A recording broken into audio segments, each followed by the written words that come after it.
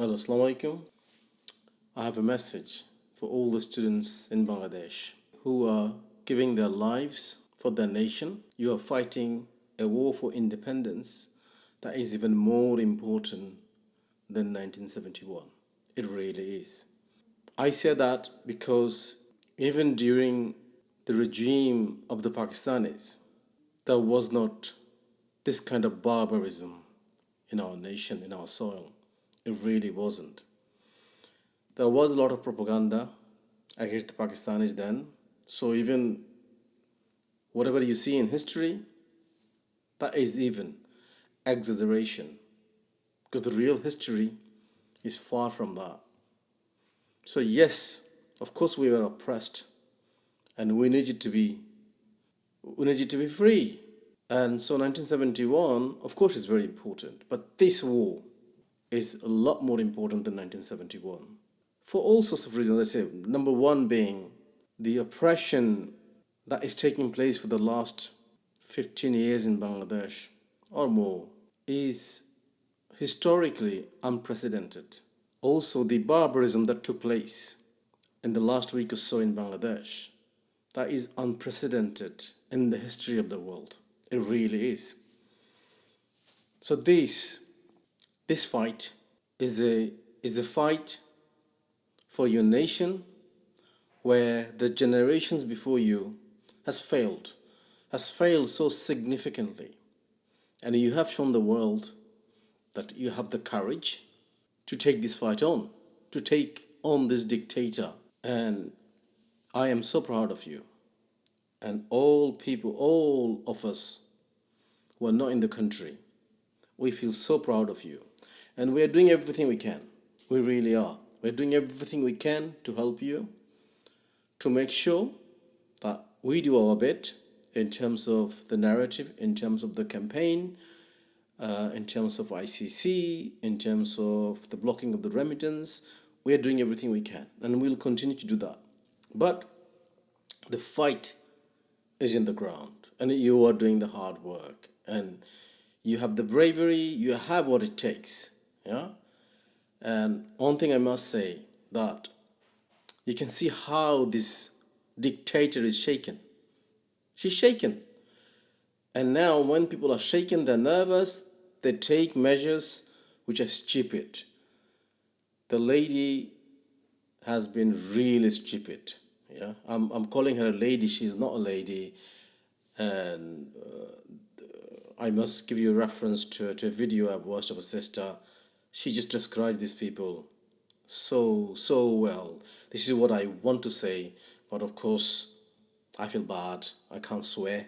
Yeah, but she really speaks to my heart. She really does. Yeah, she just, these people what they are, you have to tell them what they are. But that besides the point. The point is that the dictator is nervous and she is making stupid mistakes. She's saying stupid things, and that is a sign. That is a sign that you are winning. You are winning the war. Now, one of the tactics of most dictators is the fear. So they're causing a lot of fear in you, but you have to make sure you're not scared. You should not be scared. Yes, they're taking people, they're hijacking people, they're kidnapping people, torturing them, drugging them, killing people. Yes, they're doing that. And by doing that, for example, I was watching the video of wife of one of the student leader. I think his name is Noor. And poor lady, it was heartbreaking. But if I could give her an advice, I will say, sister, be strong. Show the courage in front of such a dictator, such an oppression. You have to show your courage. Don't cry. If you cry, cry in your home with your loved ones. But show courage. Be brave. I'm sure your husband was brave all his life. He was, now he can't speak because he's in their custody. So you have to speak on his behalf. That's the job of a brave leader, sister. Do that. And I'm telling to all the students, you have to now, there is a time, because the amount of carnage that took place. Yeah, so there can't be status quo. You can't go back to where you were. It's impossible. That's not going to happen. So now your job is just not about quota protest anymore. It's a freedom. It's fight for your freedom. Okay, so you cannot be weak. You cannot be weak. You have to win this war. Now, how will you do that? Okay, so your job will be, as I said, that if there's enough of you brave, and how many they're going to kill? They can't kill. But one thing we don't want an anarchy in the country, right? The question is, of course, how do we win this war without an anarchy? Now, it is possible. It is very possible. But that's why the true leadership comes. True leadership comes in. Amongst you, there got to be the bravest of leaders. You have to play that political game. You have to play that political game. You have to engage everybody. You have to engage everybody and bring it to your side. And then you have to be very, very intellectual, very shrewd. First of all is a database. Create the database of all the Kutta League, of all the oppressors, of all our armies. You make a database of them. You geolocate them. It's got to be done. You go geolocate them where exactly they are.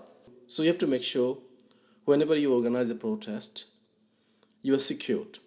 You have to be secured. You do your best. Of course, you can't be secured against an army, but if you take measures, for example, so if you are at a place whereby you go 3, 4, 5 exit, yeah, I will say block all the exit. You have people in all the exit. So whenever you're doing anything, you're organized. I'm sure you guys are clever. Just have something so in case they fire, you have a protection. The first line of defense, you have a protection.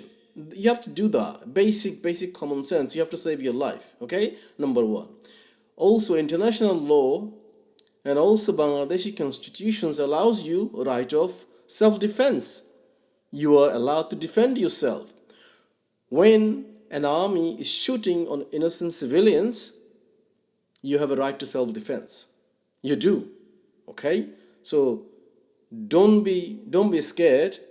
Wherever you need to use force to protect yourself, you have to protect yourself. Okay? So, but do not give your life for nothing. Okay? It's not nothing. Do not give your life where you have all the opportunity to protect it. So I will say protect yourself. Take all the measure. Be careful. Be clever. Be strategic in what you do. It is very important. So that's my message to the students. The victory is very close. You're there. So you're going to win this. And this demonic monster is going to go. She's going to go. It's only a matter of time. I can assure you it's going to happen.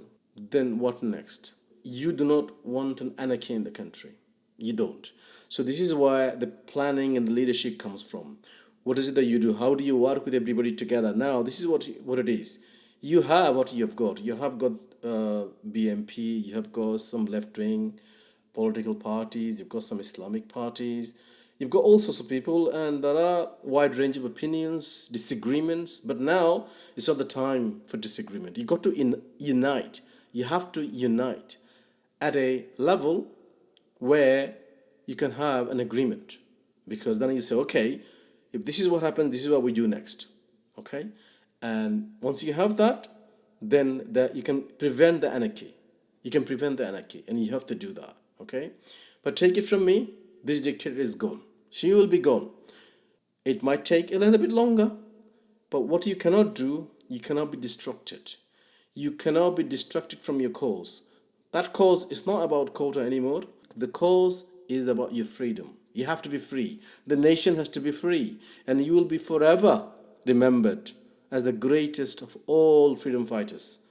You'll be forever remembered because I personally am so proud of you.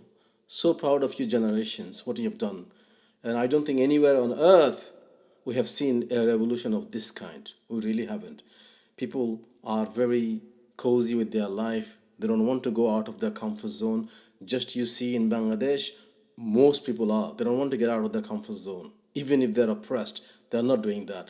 You are doing that. And for that, I salute you. You are the greatest of the great. Okay? So take it from me. Stick to your course. Stick to your course. You will win. You have already won. Next prize is very near. Okay? Jazakallah khair. Assalamu alaikum.